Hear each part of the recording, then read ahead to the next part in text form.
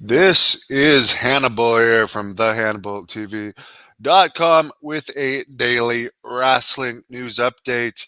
Jack Kilby, by the way, is covering the AEW taping tonight in Toronto, Ontario, Canada. Lots of ratings news this week. Raw did a 0.55 rating. SmackDown did a 0.68 rating from Memphis that featured a very long rock show promo, which I have to admit, it was the first rock promo since he's been back. It was just too long for me, and it's getting to be too much talking and no action. Collision that I attended with Jack Kilby last Saturday from Ottawa did a 0.12 rating. You could look up my review of that on this channel. Best match by far on that show was Shibata against Bryan Danielson. Other than that, um, you can listen to my review. And by the way, Matt Hardy was in attendance at Raw and did post some videos from being at Raw. His AEW contract is about to expire. Guess this is his way of showing AEW, hey, I'm leaving both of my options open. You guys haven't used me. I mean, he's probably making great money, but he hasn't been used great. He's one of the guys that is just collecting a paycheck. Maybe he would do better in WWE. I don't know. But it's definitely a bit of a slap in the face to AEW when you're still under contract and you show up and make videos from the crowd of the competition.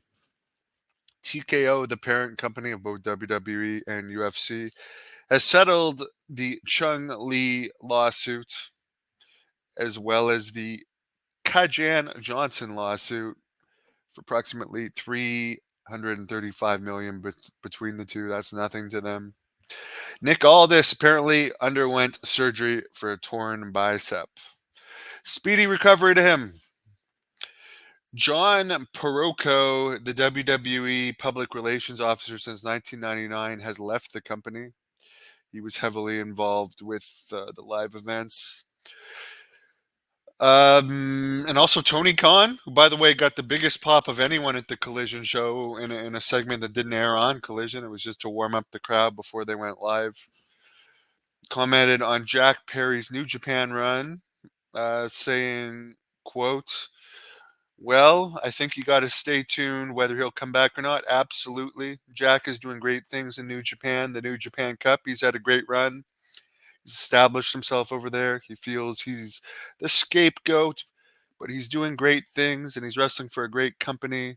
And it's been great tracking Jack's progress in New Japan. And I think he's done excellent work there, end quote. He's probably still under some type of AEW contract. We know they work with New Japan. But I would say, like, he had a lot of heat coming out of that CM Punk thing. It's too bad that they don't actually use him while he's still hot. ATF Media says he heard Quick Reet is suing Ronnie Garvin for having hands harder than their bagged concrete. Quick Reet, yeah.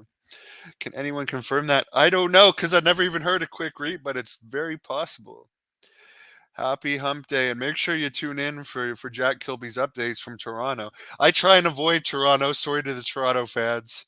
So I passed attending the Toronto Collision, but I think it's great that AEW has been giving us media passes.